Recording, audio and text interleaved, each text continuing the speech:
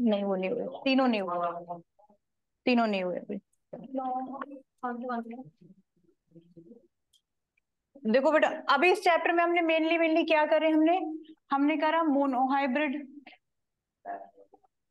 अरे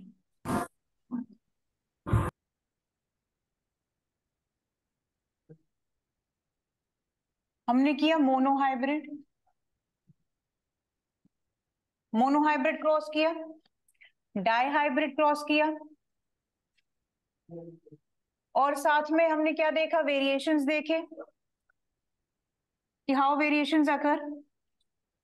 एक्स और वाई बताया था, एक्स वाई क्रोमोसोम्स के बारे में बता दिया था, सोमेटिक और रिप्रोडक्टिव सेल्स बता दिए थे, 23 एंड 46 का पेयर वगैरह ये सब भी एक्सप्लेन कर दिया था। तो आपका यहाँ पे जेंडर वाली चीज भी हो गई है, एक्स एक्स गर्ल है और एक्स वाई बॉय है, because a female always have x chromosomes and a male has X and Y both the chromosomes, so there are 50% of chances of getting a girl or a boy child। ठीक है, तो monohybrid dihybrid ये हो गया। साथ में इसके बाद मैंने बताया था कि उन्होंने इन दोनों के लिए पी प्लांट को यूज किया था, और क्यों यूज किया था, ठीक है, different different kinds of characteristics की वजह से। रुक जाओ,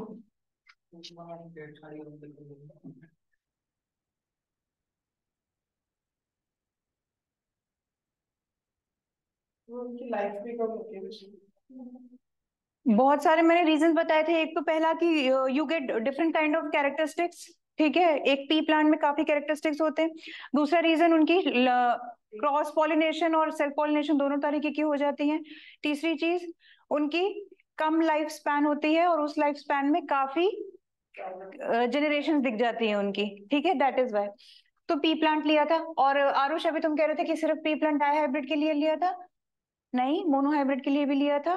tall and short, tall and डॉफ monohybrid लिए थे ना, सिंगल सिंगल थे बस। अलीज लिए थे, ये टॉल पी प्लांट था, ये डॉफ पी प्लांट था। इसकी F1 जनरेशन निकाली थी, तो जिसमें कि क्या देखा इन्होंने कि चारों बच्चे टॉल निकले। ये हेट्रोजाइगस, ये हेट्रोजाइगस, वो सॉरी होमोजाइगस था, होमोजाइगस अलील था, क्योंकि इसके बिल्कुल आइडेंटिकल, दोनों के दोनों क्रोमोसोम्स आइडेंटिकल हैं, ठीक है। उसके बाद लेकिन ये वाला हेट्रोजाइगस है, यहां से आपने देखा कि चारों बच्चों के अंदर बट डोमिनेंट ट्रेट कौन सा दिखा हमें यहाँ पे, टॉल, ठीक है, बट ये हेट्रोजाइगस आए, ठीक, टॉल आया। अब यहां से ये आपका F1 जनरेशन आया, ठीक। फिर उसके बाद F2 जनरेशन कब आएगी, जब आप इसको और इसको कोई भी रैंडम किसी को भी दो को पकड़ के आप इनसे कराओगे, तो उसके बाद आपको वेरिएशन देखने वहां से शुरू होंगे। तो यानी कि जो डिफरेंट वेरिएशन आते हैं वो आपके F2 जनरेशन से शुरू होते हैं, ठीक है। अब जो रह गई है लास्ट चीज, वो रह गई है आपकी लॉज। तीन तरीके की लॉज हैं, ठीक है, इन्हीं की बेसिस पे तीन लॉज बताई थी मेंडल ने।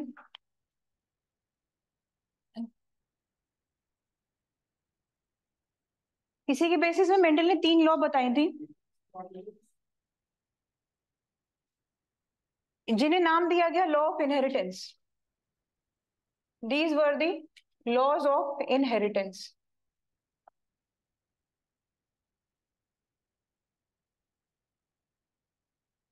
ये तीन लॉज आई, लॉ ऑफ डोमिनेंस,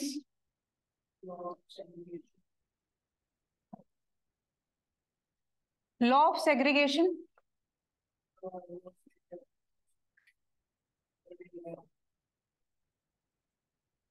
और लॉ ऑफ इंडिपेंडेंट असॉर्टमेंट।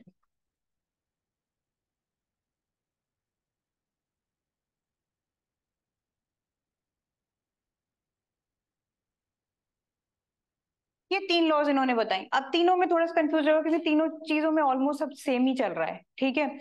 यहाँ पे ये डोमिनेंस का मतलब ये समझो कि डोमिनेंट होने का मतलब क्या है, यहाँ पे इनका ये कहने का मतलब था कि जब टॉल और शॉर्ट डॉफ पी प्लांट्स होते हैं, जब टॉल और ऐसे शॉर्ट लिए गए, डॉफ लिए गए, ठीक है, उसके बाद आपको क्रॉस कैसी दिखी थी, वो जो मैंने क्रॉस यहाँ बनाई थी आपको वो दिखी थी हेट्रोजाइगस, सारे टॉल, ठीक है। तो यहाँ पे आपको डोमिनेंस दिखा, डोमिनेंस इन F1 जनरेशन दिखा, ठीक है। चेंजेस आपके F2 जनरेशन से आने शुरू हुए। तो ये आपने ये चीज देखी कि दोनों में से जो डोमिनेंट था, जो प्लांट डोमिनेंट थी, जिसकी ट्रेट इसकी डोमिनेंट थी, वही ट्रेट बाकी के सारे प्लांट्स में वही ट्रेट दिखती है, ठीक है। और डोमिनेंस होने का मतलब ये है कि यानी कि जो डोमिनेंट ट्रेट है F1 जनरेशन में वही अपनी फिजिकल कैरेक्टरिस्टिक्स दिखाती है, ठीक है। तो यहाँ पे आपको जो फिनोटाइप था वो पूरा क्या था, टॉल था। तो इसे कहते हैं लॉ ऑफ डोमिनेंस, मतलब कि कोई एक अलील अपने आप को डोमिनेट करता है इन F1 जनरेशन, ठीक है, अलील अपने आप को, और ज्यादातर वही अलील डोमिनेट करता है जो ऑलरेडी पेरेंट में भी डोमिनेंट चल रहे थे, ठीक है। तो ये आपका लॉ ऑफ डोमिनेंस हो गया। लॉ ऑफ सेग्रीगेशन, सेग्रीगेशन शायद मैंने पिछली बार ही बता दिया था। लॉ ऑफ सेग्रीगेशन में ये होता है कि जो दो तरीके के तुमने यहाँ पे ये देखे, तो यहाँ पे जब इसको फिनोटाइपिक रेशियो देखा गया तो what was that, phenotypic ratio, phenotype जब देखा गया तो व्हाट वाज फिनोटाइप, या तो कंप्लीटली टॉल था F2 में जब हम गए, या तो कंप्लीटली टॉल था, मैं यहाँ F2 वाला बनाती हूँ। F2 वाले में आपने क्या चीज देखी, या तो ये था कंप्लीटली टॉल था, ठीक है, या फिर ये था और एक ये था। तो अब आप यहाँ पे ये नहीं कह सकते कि ये वाले का फिनोटाइप दोनों मिक्स आ रहे हैं तो ये मीडियम साइज का बच्चा होगा, ऐसा नहीं है। अगर ये टॉल है तो ये तीनों सेम हाइट के ही आएंगे, क्योंकि डोमिनेंट ट्रेट दिख रहा है। तो यानी यहाँ पे मिक्स ब्लेंड नहीं होता ट्रेट्स का, there is no blending of the traits, ठीक है, मिक्स नहीं होंगे। कि जैसे कि किसी जैसे फ्लावर है, कोई फ्लावर में कोई व्हाइट और पिंक फ्लावर है, या कह लो व्हाइट और रेड है, ठीक है, और जब उनका क्रॉस होगा तो या तो वो फ्लावर व्हाइट आएगा या फिर रेड आएगा, पिंक नहीं आएगा, ब्लेंडिंग नहीं होगी वहां पे, इस चीज को ध्यान देना, ठीक है। तो यहाँ पे या तो व्हाइट आएगा या फिर रेड आएगा, दो में से एक ही ट्रेट आएगा, ठीक। तो there is no blending of the alleles, alleles की कोई ब्लेंडिंग नहीं होती यहाँ पे। सेग्रीगेट मतलब ईच एंड इंडिविजुअल अपने अपने सेग्रीगेट होते हैं प्रॉपरली टू देयर गैमीज, ठीक है, और अपनी वही प्रॉपर डोमिनेंट जो ट्रेट उनकी चल रही है वहां से वो दिखती है, डोमिनेंट दिखेगी या फिर रिसेसिव दिखेगी, लेकिन दो में से कोई एक दिखेगी, बीच की कोई नहीं दिखेगी, ठीक है। समझ में आई ये चीज, सेग्रीगेशन। तुझे इसलिए नहीं आएगी क्योंकि पहले वाली गड़बड़ चल रही है, धैर्य को छोड़ के किसी को समझ में नहीं आया हो। तीनों टॉल रहेंगे सेम हाइट के। यहाँ ये है धैर्य कि यहाँ पे ये इस पे जो है ये टॉल वाला अलील भी आ रहा है, डॉफ वाला अलील भी आ रहा है, बट ये नहीं कह सकता तो कि ये जैसे सपोज करिए दोनों टॉल, ठीक है, तो इसका प्लांट इतना 10 सेंटीमीटर का होगा, ठीक है, ये इतना टॉल था 10 सेंटीमीटर का होगा, तो तुम ये मानो कि ये भी 10-10 सेंटीमीटर वाले ही होंगे, ठीक है, और ये 5 सेंटीमीटर का होगा, ठीक। ये नहीं कह सकते तुम कि इन दोनों में दोनों ट्रेड्स हैं तो ये ब्लेंड हो जाएगा और ये कुछ बीच का 10 और 5 के बीच का 7.5 के लगभग का हाइट आएगी इसकी, ऐसा नहीं होगा, ठीक है। हाइट अगर सबकी सेम है तो सबकी सेम रहेगी, so there is no blending of the traits, ये कहने का मतलब है सेग्रीगेशन, ठीक। Law of independent assortment, independent assortment का मतलब ये है कि जब जाइगोट फॉर्मेशन होती है, गैमी फॉर्मेशन के जो गैमीज जाते हैं जाइगोट फॉर्मेशन के टाइम पे जो गैमीज ट्रांसफर होते हैं वो अपने अपने इंडिपेंडेंटली ट्रांसफर होते हैं। मतलब कि जब हम इनको बनाते थे, जब इनका करते थे ट्रेड्स, तो आप लोगों ने एक चीज देखी कि ये पेयर में है जरूर, पेयर में है जरूर, पर इनकी अपनी इंडिविजुअल पर्सनैलिटीज हैं, इनके अपने इंडिविजुअल ट्रेड्स हैं, ठीक है। ऐसा नहीं है कि ये टी है तो इस टी को लेकर ही चलेगा हमेशा, नहीं, ये अपना इंडिपेंडेंट है, वो अपना इंडिपेंडेंट है, ठीक है, और प्रोबेबिलिटी इसी से बनती है, इसका एक ट्रेट उठा लिया फिर इसका एक ट्रेट उठा लिया, ठीक है, यही तो हो रहा था ना यहाँ पे, ठीक। तो यानी कि ये लोग अपने इंडिपेंडेंट है। अब सपोज इसकी आंखें ब्लू है, ये आंख, ये ब्लू ये ब्राउन, ठीक है, तो जब जाइगोट फॉर्मेशन होगा उस टाइम पे जब ट्रांसफर होगी तो इनमें से अपनी अब जो उस बच्चे के अंदर जो क्रोमोसोम्स ट्रांसफर होंगे अब वो कैसे भी हो सकते हैं, कैसे भी हो सकते हैं मतलब ब्लू भी जा सकता है और ब्राउन भी जा सकता है और ब्लू और ब्राउन अलग अलग करके जा सकते हैं, ब्राउन ब्राउन होके जा सकता है, ब्लू ब्लू होके जा सकता है। तो दीज आर द इंडिपेंडेंट असॉर्टमेंट्स, मतलब कि alleles are in pair but they have an independent identity of their own. आप जैसे जो नीचे जो F2 जनरेशन है, ये वाली, ये F2, हाँ F2 जनरेशन है, उसमें जैसे एक एक का मतलब ब्लू आए थे, एक का ब्राउन आए थे।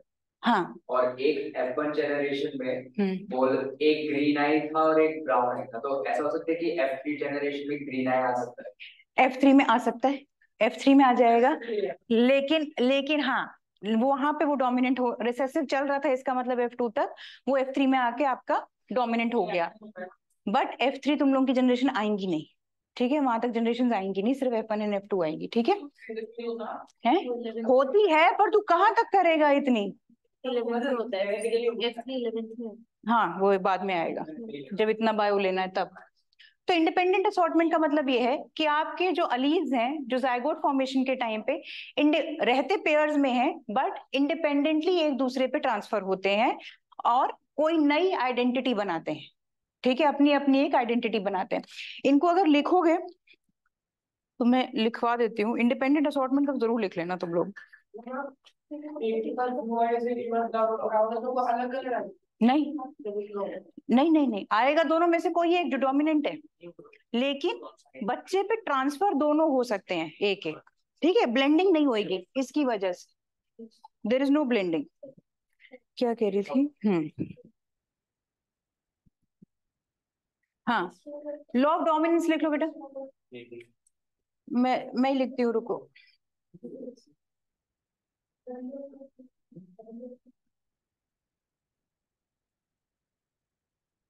पहले लिखते हैं हम लॉ ऑफ डोमिनेंस। हाँ, डेफिनेशन लिख लो तो समझ आ जाएगी।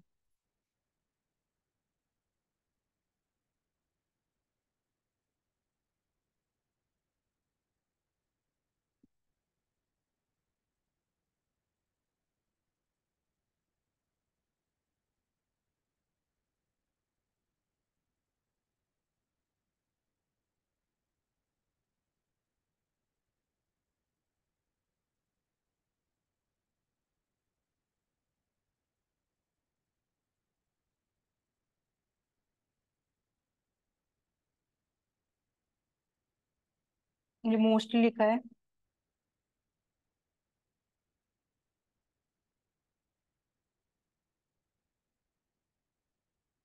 zygotes shows dominant allele।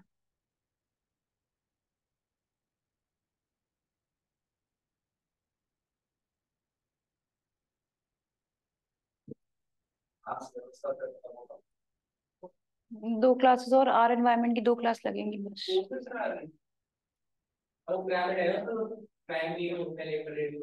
2 class में खत्म हो जाएगा। रिप्रोडक्शन के नोट्स डाल दिए हैं असाइनमेंट में, 2 नोट्स हैं, ठीक है, एक में तो वो पूरी वही है, पीपीटी है पीडीएफ फॉर्मेट में, और एक में क्वेश्चन एंड आंसर्स हैं, ठीक है, वो कर लेना। नहीं बिल्कुल इम्पोर्टेंट नहीं है, ऐसी भेज दी मैंने एक में। हाँ वाह, मैं तुम्हें उसमें वो कर दूंगी, डाल दूंगी, ठीक है बेटा। लॉ ऑफ डोमिनेंस हो गया, law of segregation,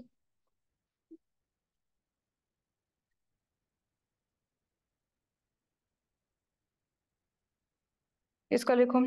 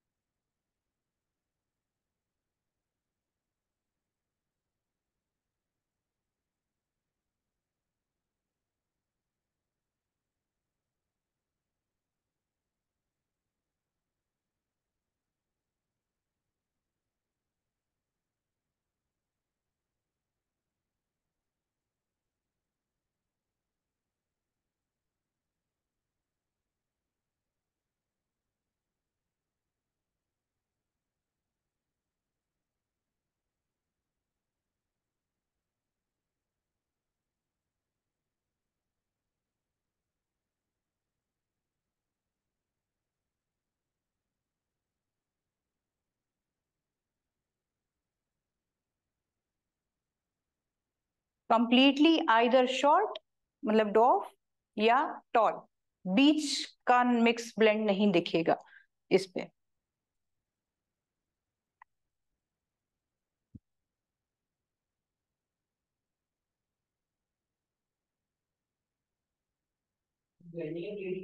blending blending इतनी भी बुरी नहीं लिखी भाई।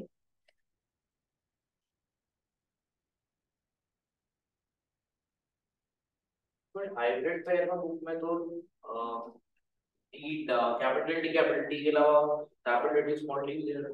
अभी मैंने समझाया था ना, कैपिटल टी और स्मॉल टी को मीडियम नहीं बोलोगे, 10 सेंटीमीटर का ही आएगा, वो बीच का नहीं आएगा, 7.5 का हाइट।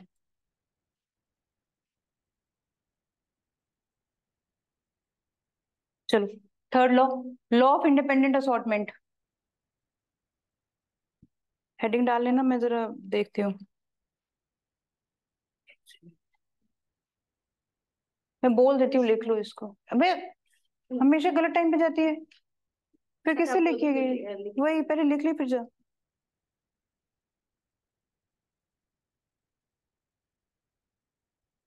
हेडिंग डाल दी, इसके बारे में लिख लो।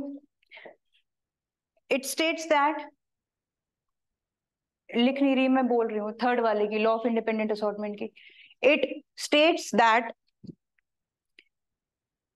at the time of gamete, at the time of gamete and zygote formation, at the time of gamete and zygote formation, comma, the genes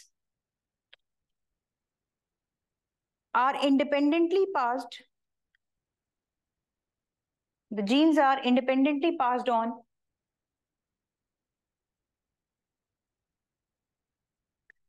from parent to the offspring, independently passed on from parents to the offspring.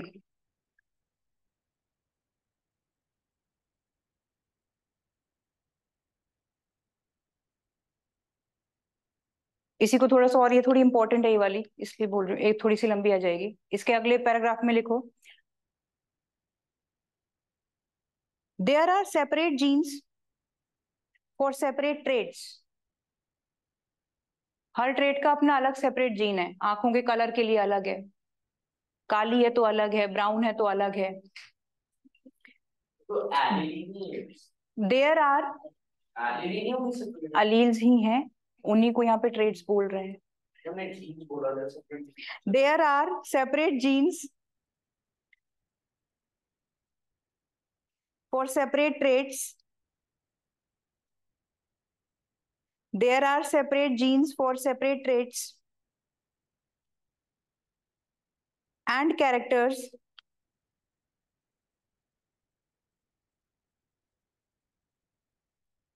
and they influence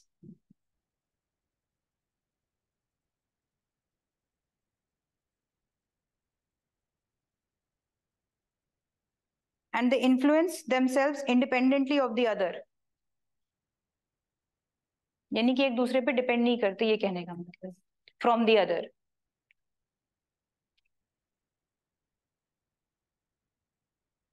themselves independently of the others। अब ढेर videos का access हो जाएगा तुम्हें, ठीक है, तो तुम देख लेना ये वाले चैप्टर को स्पेशली। सब कुछ पढ़ा हुआ है, सब कुछ पढ़ा हुआ है, सिर्फ तुम्हें एक्सेस देना रह गया है उसका, तो वो मिल जाएगी। और ज्यादातर मैंने मुझे, अच्छा इसका नहीं किया, हेरिडिटी की आज तीसरी क्लास है, 2 ही हुई है, ठीक है।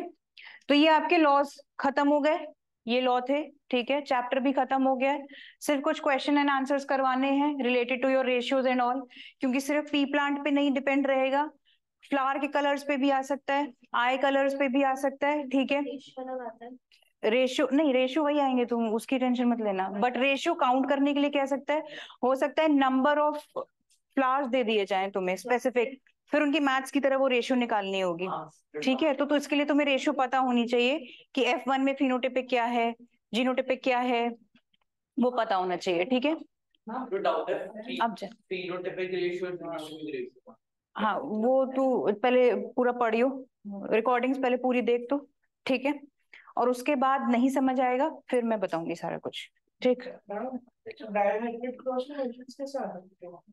मैं वही तुझसे बोल, वही सब तो मुझे कराना है, वही सब करवाना है। अभी एक क्लास पूरी सिर्फ इस चीज के लिए मैं ले लूंगी, पिछले साल का पेपर वगैरह भी करवा दूंगी इस चैप्टर से रिलेटेड। ये कौन चला गया? चलो अब हम शुरू करते हैं आर एनवायरमेंट, स्टार्ट कर देते हैं चैप्टर।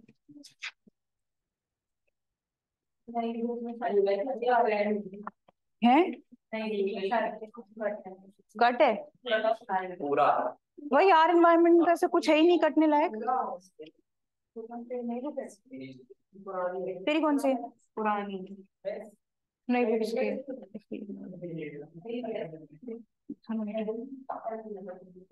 सानवी मैच करो।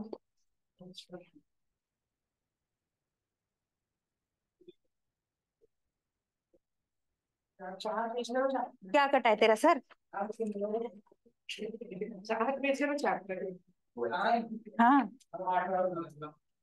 क्या कर दिया? वेंसडे को लेके आई हो?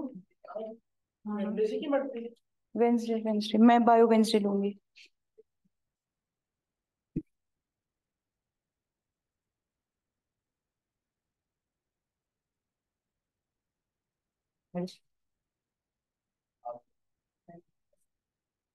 चलो भाई आर एनवायरमेंट स्टार्ट कर देते हैं। और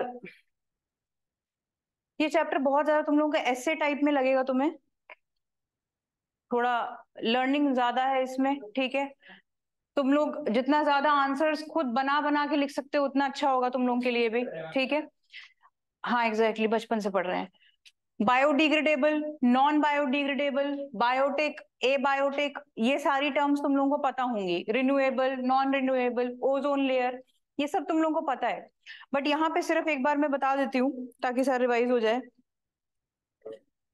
बायोडिग्रेडेबल, नॉन बायोडिग्रेडेबल की बात करें तो व्हाट आर दे? बायोडिग्रेडेबल का मतलब क्या होता है? जो कि डिकम्पोज हो जाएगा, ठीक है, एनवायरमेंट के लिए अच्छे हैं। Those are the biodegradable resources. And when we talk about non biodegradable तो हमारे दिमाग में सबसे पहले आती है प्लास्टिक, सिंगल यूज प्लास्टिक एकदम से आ जाती है, ठीक है, because these are non biodegradable resources, ठीक है। अब यहाँ पर एक्चुअली वेस्ट हैं ये सारे, ठीक है, वेस्ट होंगे। बायोडिग्रेडेबल वेस्ट आप लोगों के घर में भी जैसे कूड़े वाले जो आते हैं वो क्या करते हैं? They have different different colour के वो हैं, कहते हैं, क्या कहते हैं कि सूखा कचरा अलग निकालिए, गीला अलग करिए, ठीक है। सुबह गाना बजाते हो यही बोलता रहता है वो। तो ये सारे आपको waste materials different different shade इसलिए करने पड़ते हैं बिकॉज इनको जब रिसाइकल की जो मशीन होती है उनमें उसी के हिसाब से डालना होता है, ठीक है। ये जो कूड़े का बाहर पहाड़ है वो ठीक है, अभी भी है भाई। उसको रोड्स बनाने के यूज कर रहे हैं। तो यहाँ पर देयर आर, जैसे बायोडिग्रेडेबल वेस्ट की बात करें तो जैसे काउ डंग, ठीक है, ये मैन्योर्स वगैरह इनसे बन जाते हैं, तो these are nice, these are good. But when we talk about fertilisers, तो फर्टिलाइजर्स क्या है? केमिकल्स हैं। These are the chemicals, these are pesticides, chemicals हैं जो कि क्या करेंगे? एनवायरनमेंट को खराब ही करेंगे अल्टीमेटली, ठीक है। और वही अगर मैन्योर की बात करें तो वो क्या करता है? मैन्योर काउडंग से आता है, सिर्फ वहां से ही नहीं, साथ में वर्मी कंपोस्ट नाम भी सुना होगा आप लोगों ने। घर का किचन का वेस्ट सारा का सारा एक पिट गड्ढक होते हैं उसके अंदर डाल देते हैं और वहां पे दे हैव रेड अर्थवर्म्स, ठीक है, और उसके अंदर वो डाल देते हैं। Earthworms are the friends of farmer, ठीक है।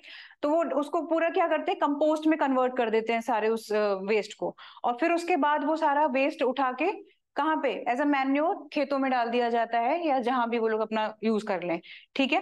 तो ये एनवायरनमेंट को गंदा नहीं करती ये चीजें अच्छी हैं एनवायरनमेंट के लिए। तो these are the biodegradable resources. अब now if you talk about, अच्छा व्हाट इज डीडीटी? डीडीटी सुना है? डीडीटी फर्टिलाइजर है। एक तो एनपीके है, एनपीके जो फर्टिलाइजर, एनपीके का मतलब नाइट्रोजन, फास्फोरस और पोटेशियम, ये फर्टिलाइजर है। दीज आर द केमिकल्स, ठीक है। And when we talk about DDT, DDT सबसे ज्यादा हार्मफुल है। लेकिन पेस्टिसाइड है एक तरीके का, इट इज वेरी हार्मफुल, जो कि प्लांट्स में डाला जाता है, फार्मर्स वगैरह यूज करते हैं सो दैट कीड़े इंसेक्ट्स वगैरह उनके प्लांट्स और फार्मिंग से दूर रहें, एग्रीकल्चर से। डीडीटी का full form dichloro diphenyl try chloroethane.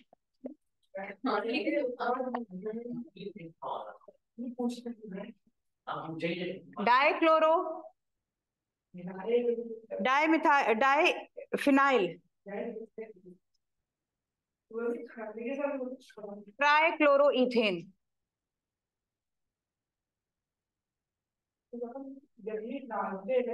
तुम लोगों ने अभी कार्बन कंपाउंड्स पढ़ लिया है, तो अब तुम लोगों को थोड़ी थोड़ी चीज समझ, ethane, ethane, ethane, this is DDT. DDT का फुल फॉर्म इस बार जेई के पेपर में आ गया था, बच्चों को पता ही नहीं था। बहुत बच्चों को, हाँ किसी को पता होगा, बहुत बच्चों को नहीं पता था। डाइक्लोरो डाइफिनाइल ट्राइक्लोरोइथेन इसका फुल फॉर्म होता है डीडीटी का। इट इज, अब यहाँ पर सुनो इधर, डीडीटी प्लास्टिक्स, सारे नॉन बायोडिग्रेडेबल चीजें बोल रही हूँ। DDT plastic, polythene bags, ball pen की रिफिल जो तुम लोग डालते हो, synthetic fibres, glass objects, metal articles, aluminium के कैन्स, सिल्वर फॉइल्स और रेडियो एक्टिव जितनी भी चीजें हैं नॉन बायोडिग्रेडेबल। हाँ, ये सारी लाइन से मैं नॉन बायोडिग्रेडेबल चीजें जो कि एनवायरनमेंट को बहुत ज्यादा अमाउंट में हार्म करती हैं वो बता रही हूँ, ठीक है। तो ये सारी चीजें। अब यहाँ पे व्हाट इज इकोसिस्टम? लखमीर है भाई। What is ecosystem? इकोसिस्टम क्या होता है? इसमें एक ऐसा एनवायरनमेंट जहां पे बायोटिक और एबायोटिक कंपोनेंट्स एक दूसरे के साथ मिलकर रहें और एक दूसरे का यूज करें, ठीक है। बायोटिक कंपोनेंट्स कौन से होते हैं? बायोटिक लिविंग है, एनिमल्स, ह्यूमन, ट्रीज, मतलब प्लांट्स वगैरह ये आ जाएंगे, ठीक है। हाँ, माइक्रो ऑर्गेनिज्म, ये सारे क्या है? These are the biotic. और एबायोटिक रिसोर्सेज की बात करें तो सॉइल, वाटर, लैंड, ये सारे एबायोटिक हैं बट नॉन लिविंग है and provided by the nature, ठीक है। So these are biotic and abiotic. तो इकोसिस्टम क्या होता है? Ecosystem is a self contained unit of living things, ठीक है। एक लिविंग थिंग्स जहां पे पूरी पूरी रहे और अपने नॉन लिविंग एनवायरनमेंट का पूरा पूरा यूज करें, that is an ecosystem. An ecosystem is a self-contained unit of living things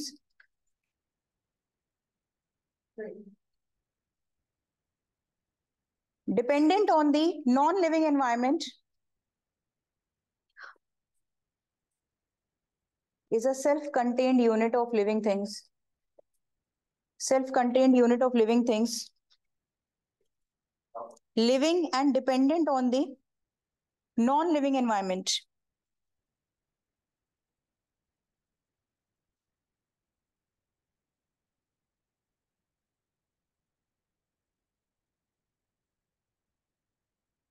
And when we talk about the ecosystem, आपके मन में तुरंत बायोटिक और एबायोटिक चीजें आने लग जानी चाहिए। तो इकोसिस्टम के दो पार्ट्स हैं, two components are there in your ecosystem, biotic and abiotic, ठीक है। अगर हम एबायोटिक की बात करें तो आपका यहाँ पे क्या क्या आ रहे हैं? नेचुरल, हाँ हाँ हाँ हाँ, फिजिकल एनवायरनमेंट बोल रही हूँ, soil, water, air with inorganic substances, यानी कि आपके एबायोटिक में ऑर्गेनिक एंड इनऑर्गेनिक सब्सटेंसेस आ रहे हैं। ऑर्गेनिक सब्सटेंसेस में लैंड, वाटर, सॉइल ये सब आ गई, और इनऑर्गेनिक में आपके लैंड में जो जो प्रेजेंट होता है, फॉस्फोरस, कैल्शियम, मैग्नीशियम, सल्फर, ये सारी चीजें किस में आ गई? आपके इनऑर्गेनिक एबायोटिक में, ठीक है। एबायोटिक में इनऑर्गेनिक में आ गई, ठीक। बट ये किसके अंदर है? ध्यान देना, एबायोटिक के अंदर, ठीक।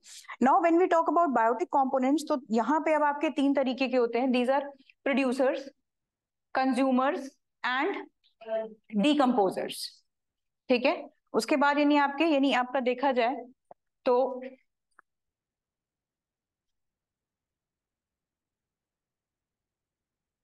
इकोसिस्टम, एबायोटिक और बायोटिक। अरे बायोटिक, एबायोटिक में आपके organic and inorganic.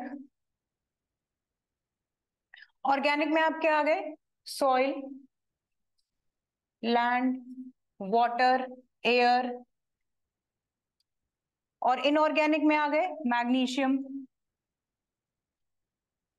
Sulphur, calcium, nitrogen, phosphorus, ये सब।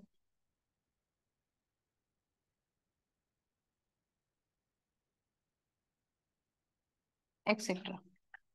ये सब आपके किस में आ गए? ये सब आपके आ गए इनऑर्गेनिक में। अब हम बात करेंगे बायोटिक की। तो मैंने आपके बायोटिक में यहाँ पे 3 बताए। कौन कौन से बताए थे 3?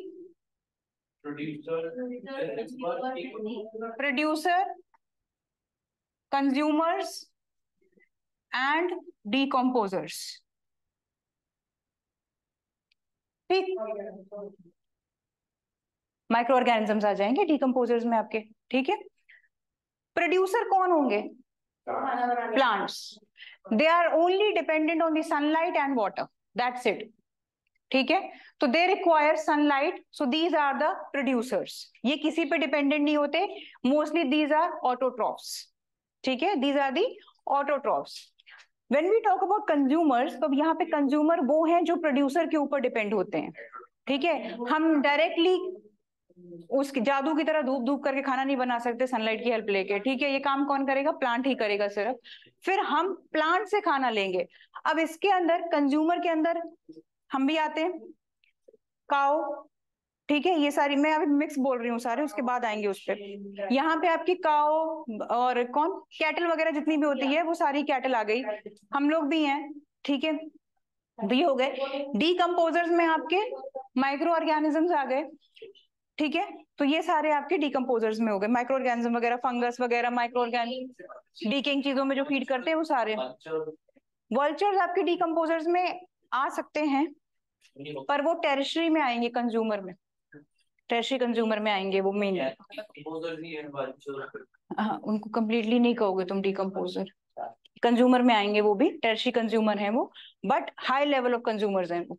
ठीक, उसके बाद क्योंकि वल्चर्स पूरी तरह उसकी रिमेन्स खत्म नहीं करते, हड्डियां वगैरह कुछ रिमेन छोड़ देते हैं। उसके बाद डिकम्पोजर्स आर दोस्त जो कि वो भी खत्म कर देते हैं, उसको भी सॉइल पे कन्वर्ट कर देते हैं। तो दैट इज वाई। ठीक है, अब यहाँ पे अच्छा, कंज्यूमर भी आपके यहाँ पे बताए गए हैं कुछ अलग। हर्बीवोर्स पता है आपको, कार्निवोर्स, ओमनिवोर्स पता है। हर्बीवोर जो सिर्फ घास पत्ते घास फूस खाते हैं। ओमनिवोर्स वो बीच वाले जो दोनों चीजें खाते हैं। Human are also omnivores. ठीक है, तो और सॉरी, और कार्निवोर्स जो सिर्फ मीट, फ्लेश ये सब खाते हैं। लायन, टाइगर ये सब आ गए। ठीक है, ये सब हो गए उस पे।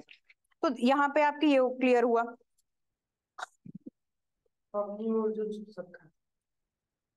हाँ, आपको इसमें जो थोड़ा सा वो लगेगा, वो आपको लगेगा इनमें वाटर वाले में, एक्वाटिक वाले में चीजों को समझने में थोड़ा टाइम लगेगा। एक्वाटिक वाले में when we talk about algae, green algae, तो वो क्या आएंगे इसमें? प्रोड्यूसर्स बनेंगे पानी के लिए। अगर हम पानी की बात करें तो ग्रीन एल्गी आपके पानी की प्रोड्यूसर बनेगी, क्योंकि वो ग्रीन रहती है।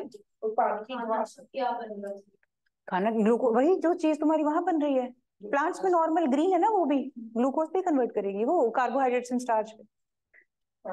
यहाँ पे एल्गी क्या होती है? दिस इज फाइटोप्लैंक्टन के अंदर आती है, ये फाइटोप्लैंक्टन। ठीक है, के अंदर आएगी।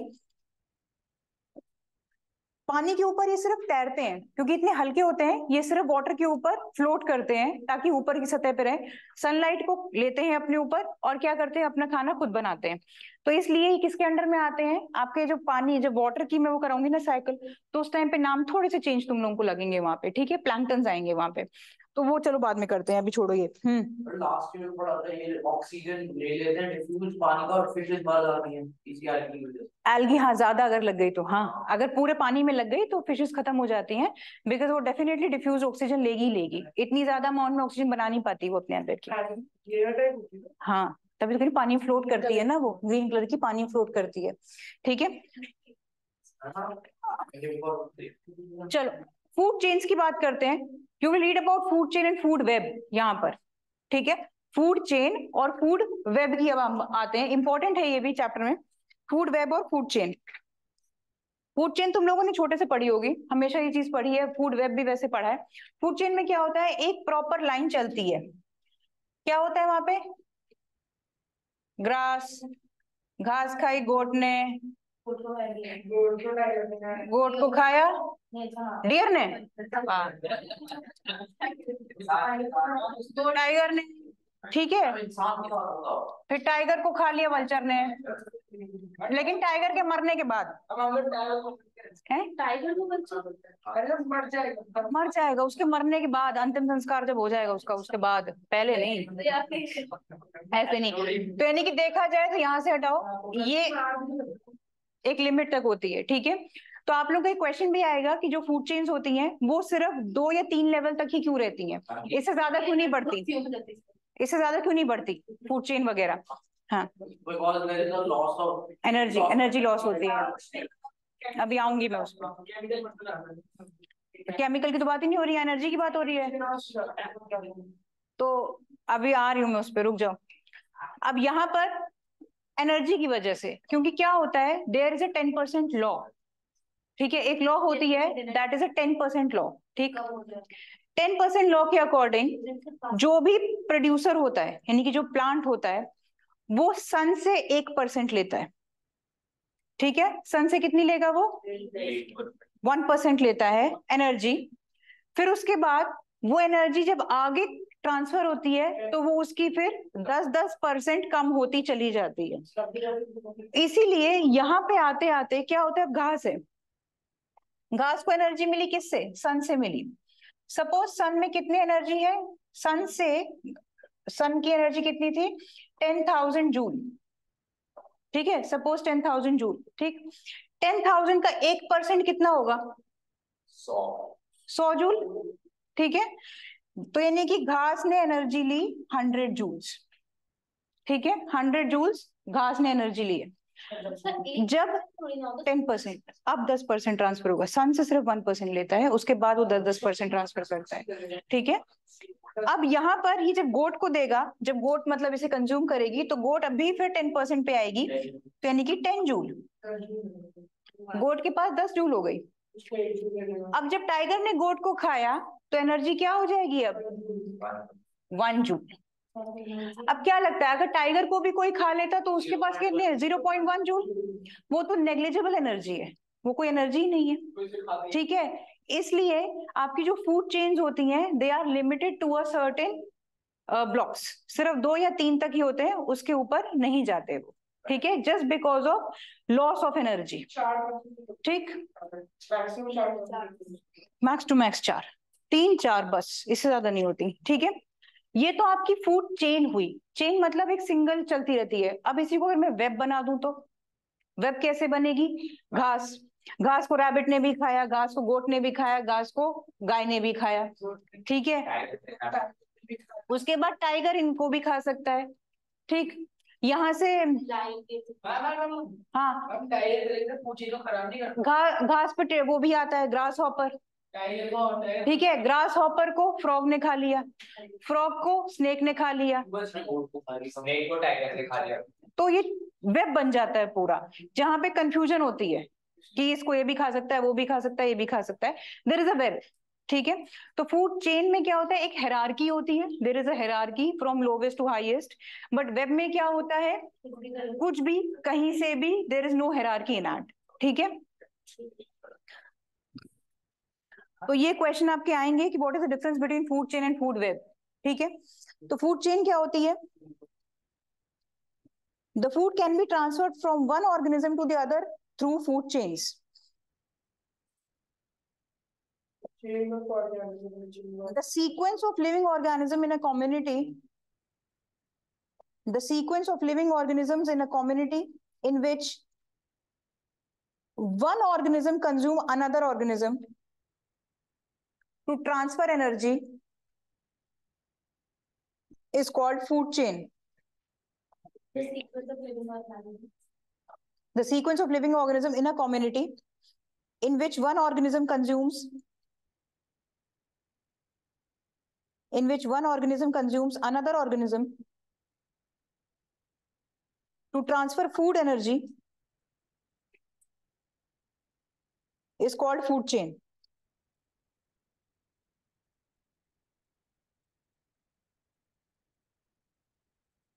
And food chain is unidirectional. ठीक है, एक ही डायरेक्शन पे चलती है. हाँ, सीधी यूनिडायरेक्शनल है. क्या खा सकते हैं? टायर. कौन खाता है? शेर को नहीं खाते. हाँ, क्योंकि generally humans are not considered to eat tiger. वो आदिवासी, वो जिंगल वाला, वो जो होते हैं अलग वाले, वो खाते हैं, अदरवाइज नहीं होता है ऐसे. हाँ, ह्यूमन इसलिए टॉप पे आते हैं, सही बोल रहे हैं. बट बहुत कम चांसेस आर देयर जो टाइगर, वो ह्यूमन अकेला किसी टाइगर को मार के खा सके. ठीक है, वो आर नहीं है भाई. चलो, तो यहाँ पे अगर हम बात करें, चलो एक फूड चेन अगर हम देखें, ग्रास है, इंसेक्ट है, फ्रॉग है और बर्ड है. ठीक है, ग्रास, इंसेक्ट, फ्रॉग और बर्ड है. तो grass is your producer, frog is, sorry, insect is herbivore. ठीक है, प्राइमरी कंज्यूमर है वो उसका. उसके बाद फ्रॉग उसका सेकेंडरी कंज्यूमर है जो कि कार्निवोर है. और बाद में बर्ड की अगर हम बात करें तो वो टर्शरी है, टॉप कार्निवोर है. बट बर्ड भी खा सकता है. वो बड़ी बर्ड खाएगी उसको, स्मॉल बर्ड से फिर वो बड़ी बर्ड. इस तरह जैसे पानी में छोटी मछली को बड़ी मछली खा लेती है, तो ऐसे है. ठीक है, तो आपकी यहाँ पे अगर मैं फूड चेन है, आपकी एक्वेटिक फूड चेन जरूर आएगी. ध्यान देना इस चीज को, एक्वेटिक फूड चेन जरूर आएगी. तो मैं एक्वेटिक फूड चेन बना के दे रही हूँ आपको.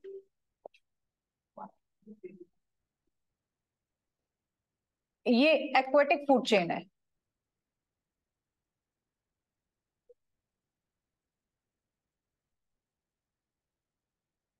एक्वेटिक फूड चेन में बेटा आपके आते हैं एल्गी, प्रोटोजोआ. अब इसके अंदर क्या क्या है, इनको क्या बोला जाता है बताती हूँ, लिखती हुई नहीं कि नीचे लिख दूंगी. स्मॉल फिश है, हाँ एक तरीके कह सकते हैं, और बिग फिश. बिग फिश में आपके वेल आ गए, शार्क आ गए, ये सब आ जाएंगे. ठीक है, एल्गी आपकी यहाँ पे क्या बोलती है, मैंने बताया भी था अभी, इसे बोलते हैं हम फाइटोप्लैंक्टन्स. आपके क्वेश्चंस में थे पिछली बार, एल्गी डायरेक्ट वर्ड नहीं बोला गया था, फाइटोप्लैंक्टन बोला गया था. तो उसमें बच्चे उसको सेकेंडरी कंज्यूमर में डाल के आ गए थे. ठीक है, क्योंकि फाइटोप्लैंक्टन है, उन्हें लगा प्लैंक्टन इज समथिंग जो खाता होगा. ठीक है, बट प्लैंक्टन इज एल्गी, जो कि क्या है, it is your producer. Phytoplankton है. ठीक है, उसके बाद आता है zooplankton. Protozoas are the जू प्लैंक्टन्स. ये होते हैं बैक्टीरियाज. ठीक है, ये बैक्टीरिया हैं जो कि हर्बीवोर हैं. ये खाते हैं एल्गी को. ठीक है, जू प्लैंक्टन्स फाइटोप्लैंक्टन का शिकार करते हैं, शिकार के खा ही लेते हैं. ठीक है, दीज आर द हर्बीवोर्स. हाँ, these are the primary consumers. उसके बाद आते हैं आपके स्मॉल फिश जो कि जू प्लैंक्टन्स को खाती हैं. ये आती हैं आपकी किसमें, कार्निवोर पे. नहीं नहीं, इनमें तुम छोटी मछली कोई भी ले सकते हो. और फिर बिग फिश आपकी, ये भी कार्निवोर्स पे ही आती हैं. These are the large carnivores. हाँ, टॉप कार्निवोर भी कह सकते हो. ठीक है, कार्निवोर. यहाँ बिग फिश शार्क और वेल ही है.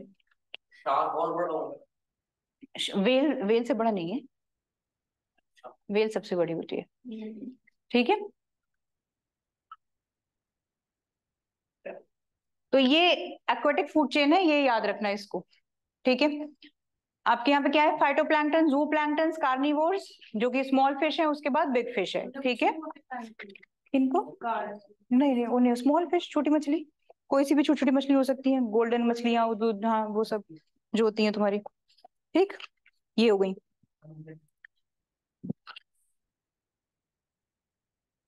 उसके बाद जो करने के लिए रह गया है वो है ट्रॉपिक लेवल्स। ये मैं एक क्लास और लगी खत्म हो जाएगा। 10% लॉ बता दी मैंने, थोड़ी बहुत तो हिंट दे ही दी है, फिर भी 10% लॉ हो गई है, बता दिया। डीईटी का फुल फॉर्म पूछूंगी मैं अगली क्लास में।